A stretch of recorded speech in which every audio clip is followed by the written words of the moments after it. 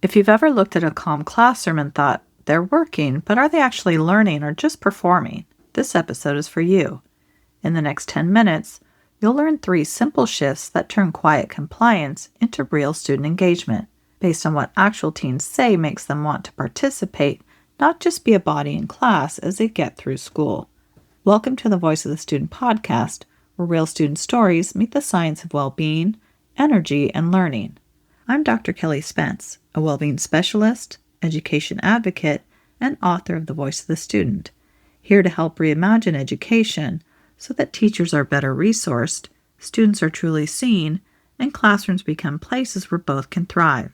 This space is dedicated to you, the hardworking teacher and educator, offering grounded, science-backed, energetically aware strategies to support your well-being so your classroom can better meet and exceed the needs of your unique 21st century students.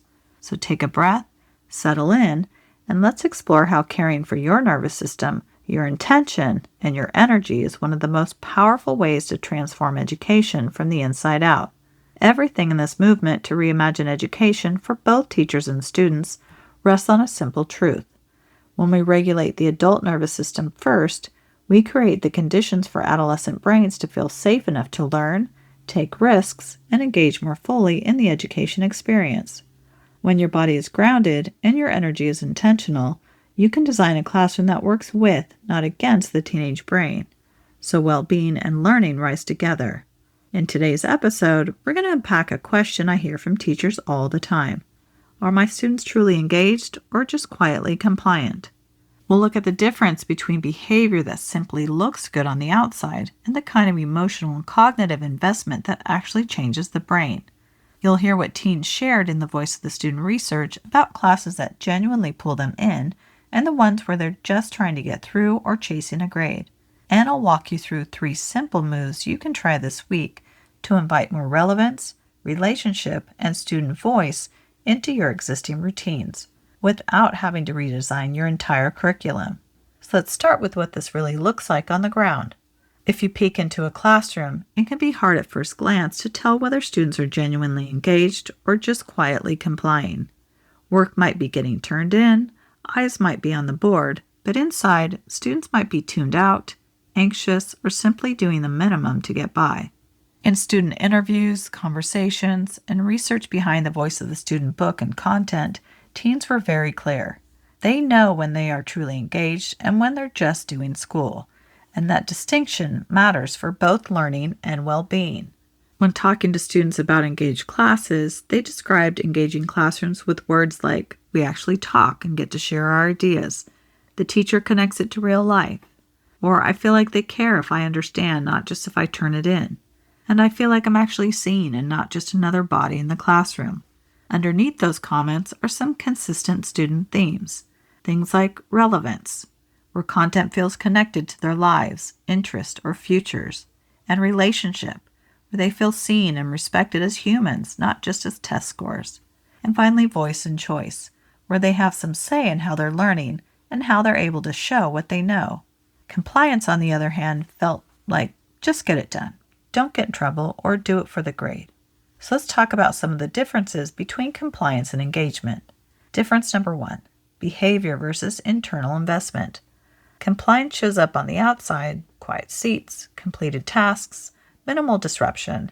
Engagement includes all that, but also curiosity, genuine questions, and emotional and cognitive investment in the work. Both can produce finished assignments, but engagement is what actually changes the brain, building deeper connections and longer-lasting understanding.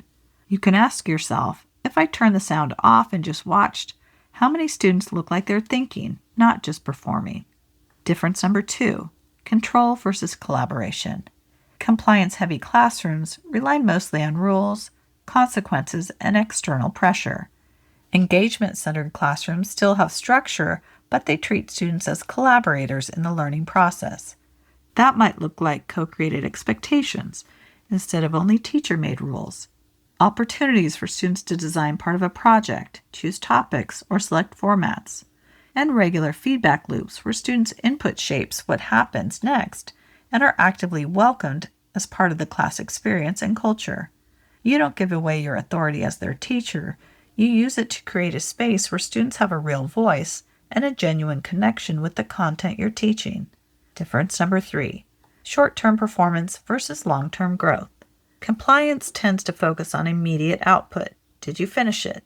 Engagement focuses on growth over time. What are you understanding more deeply, and how are you changing as a thinker or as a human? Engaged students may still struggle at times. They may even look messier in the short term, but they're building transferable skills like curiosity, problem-solving, resilience, and self-advocacy. So here's some simple moves to invite more engagement in your classroom. You don't have to redesign everything to move toward engagement. Just try 1 or 2 of these in the next week. The first is a relevance question. Ask your students, where might you see this show up in real life? Or, why might this matter outside of school? Give them a minute to think or write before you invite them to share out loud or reflect in their journals. The second is offering a choice point. Offer 2 formats for demonstrating understanding. One could be a written response or a short recorded explanation, for example, and let students pick the one that fits them best. And third is a student voice check-in. Ask as an exit ticket or casual student survey, on a scale from 1 to 5, how engaged did you feel in class today? And what's one thing that would move you up at least 1 point? Then use one piece of their feedback to adjust a routine or lesson to reinforce a welcomed co-collaborative experience in your class. In the Engage Classroom online course, we build these kinds of engagement moves into a larger framework. So your routines, environment, expectations, and homework all reinforce authentic engagement, not just quiet compliance. Compliance might keep things orderly, but engagement is what changes lives.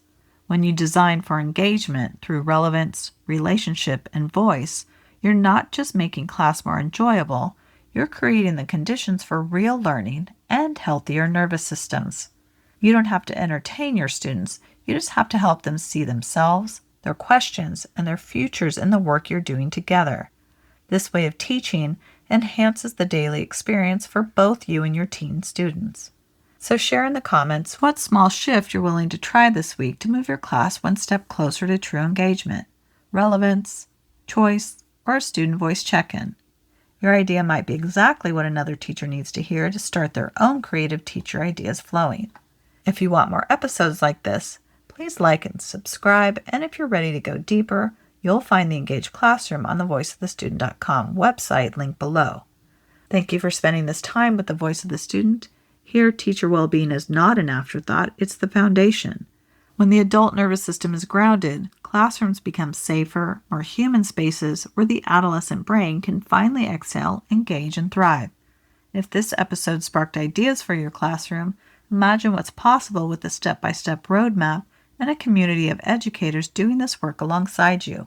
Head over to thevoiceofthestudent.com to learn more about my foundational self-paced online course, The Engage Classroom, and my educator training, the Reimagine Educator Method, both designed to help you transform the teacher-student experience with science-backed tools, intentional classroom energy, and sustainable habits that work in real schools with real students. If this episode supported you, please like, subscribe, and follow The Voice of the Student and share it with one teacher friend. Together we can elevate the teacher-student experience one nervous system, one class, one student, one teacher, and one school at a time. Your energy, your intention, and your voice matter more than you know.